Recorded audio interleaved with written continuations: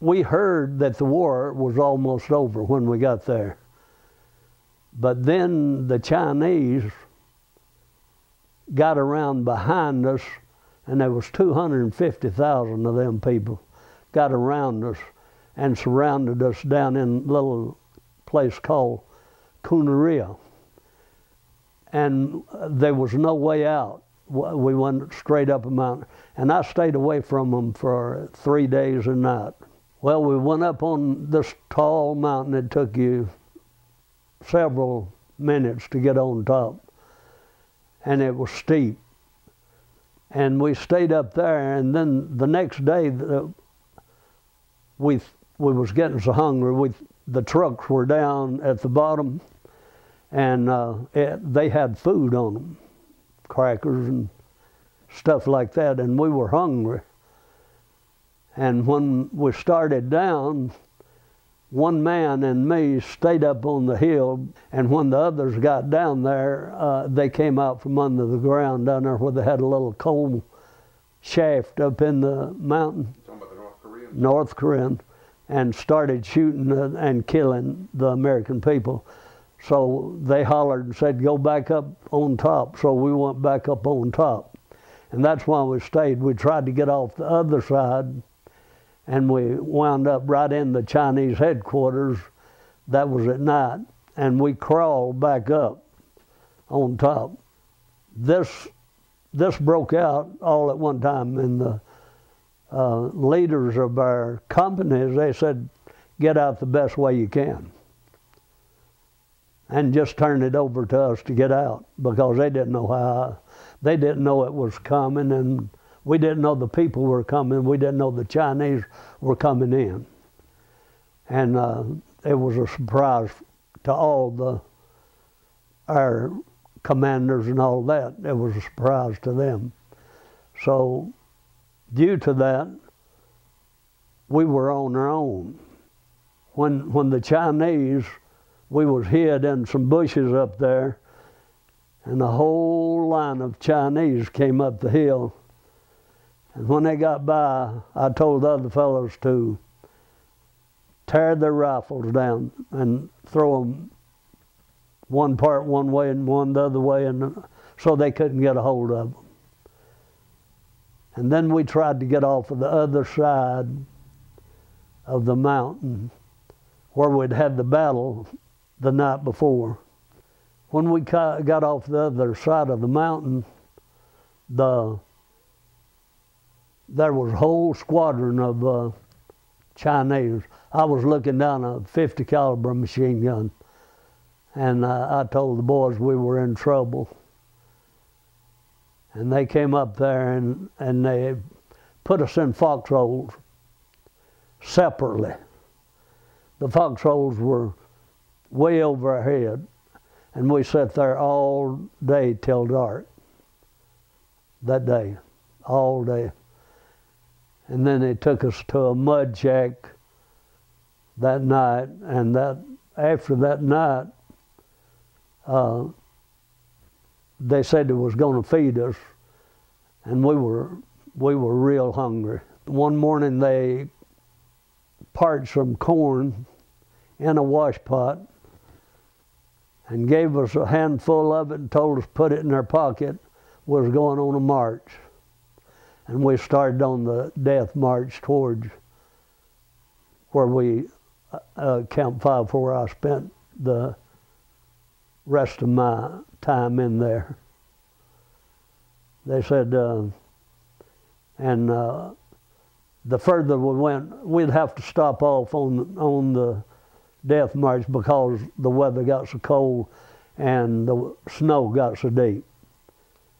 It got down to 50 below zero.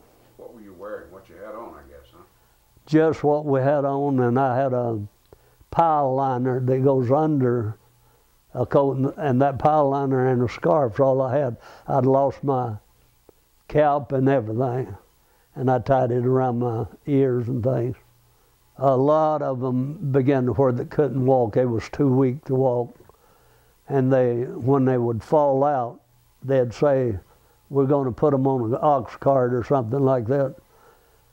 And we'd hear a shot, and they'd come up through the ranks. Don't fall out, they just shot another. And then when we got to Camp 5, as in Pyeongtaung, Korea,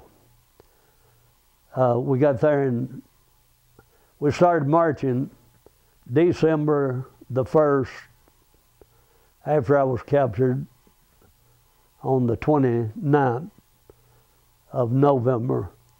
And we marched till February of the next year because on account of the weather, having to stop off. And many, many men lost their limbs, toes. And I was boiling up cracked corn one day out there in that cold weather, and a boy came out and washed his feet, and his toe come off in his hand. And he cried. He didn't care. You lost your pride when you got in that shape. And after we'd been there 2 or 3 months, the Koreans said, either shoot them or turn them loose. That's how they were. Said, we can't afford to feed them. So Russia told China, said, you school them and we'll help feed them. So we got a little more cracked corn, and we got high gear. What's high gear? High gear is, they raise it here in America for cattle. It's got a little blue seed in the top of it, purple looking seed. And you can see it along, it grows about waist high. And we had to boil that up. It'd take you all day to boil it. And a lot of people asked us, didn't we eat rice? Rice was a treat. Only certain days of the year we even got any rice at all. It was cracked corn, high gear, and some old turnips. Well, when those people over there can make it sound so good. You've heard stories here in America that sound so good, but it ain't true. You visualize what they're trying to say, and they can make it sound good, like socialism, communism. They can make it sound good because they say nobody will go hungry, nobody will do this. But we've seen the Korean people starving to death. And we learned from seeing the Korean dying that they were lying to us. So when you go into communism and socialism, you're going to suffer. There'll be, I don't care what they say in the United States, it's going to be bad. We'd have to go to a lecture hall that we helped build out of mud. And it, on the pictures it looks like a resort thing, but it's out of mud. And we whitewashed it white. It'd take us to that lecture and sit there for 2 and 2.5 hours each session.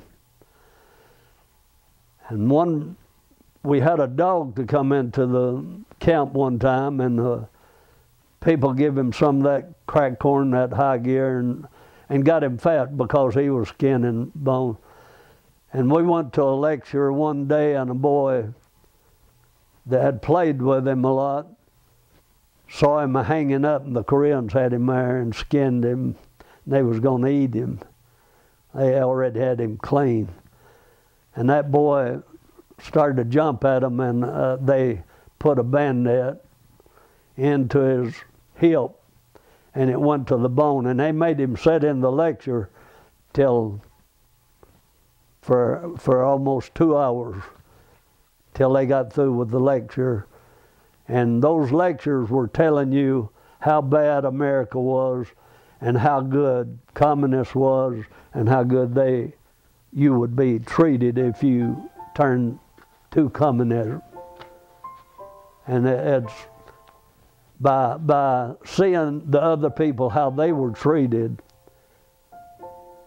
that taught us that communism wasn't the right way to go. Well, when a person died,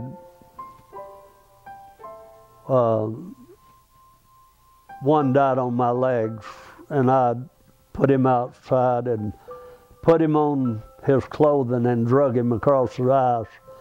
And they were dying at that time about 40 a night. And so we'd go over there, and they wouldn't, the old crude picks that they had to dig with wouldn't go through the ice but 1 foot deep, 3 foot wide and 6 foot long. And you dug that, and I dug it by myself. And you just rolled them in their clothing and put them in there and covered them over with the rest of the ice. And you couldn't get it no deeper. The only reason that we made it is through prayer by the praying people. The reason I said this, my mother was a prayer warrior, my brother was a prayer warrior, my dad was a prayer warrior. But they asked for prayer for me everywhere that they went. And my dad was a minister, and they sang together. So everywhere they went, they asked for prayer, and prayer was answered. First year we lost between 1,600 and 1,800 men that first winter in my camp, just Camp 5. That's all I can speak for right now. I wrote a poem, and we don't know what his name is, but he wrote the 1,600. 1,600 had died, and then 2 more. Somebody said there's more than 200, but I said close to 200 more died. Yeah, it says 1,600. Not a bugle was heard, nor a funeral beat, or even over a drum sounding retreat. As over the ice the corpse were carried to the hill where the GIs are buried, 6 foot by 2 foot by 1 foot deep, on a Korean hillside they sleep, young and old, all wondering why 1,600 had to die. No little white cross with their name, but they are not buried in shame, although they lie in an unknown grave, 1,600 American braves. No useless casket enclose their breast, GI clothing for their last rest. All color of men, black, brown, and white, 1,600 faded lights. A pill, a powder, medicine of any kind, or should we say a stronger mind, could have saved them from yonder hill, 1,600 laying still. In their illness, tossing and turning, most of them knew there would be no return. Some went easy, some with pain, 1,600 died in vain. When we go home to enjoy our fill, they're there still on that lonely hill, forgotten by some, remembered by most, 1,600 in their last post. Author unknown.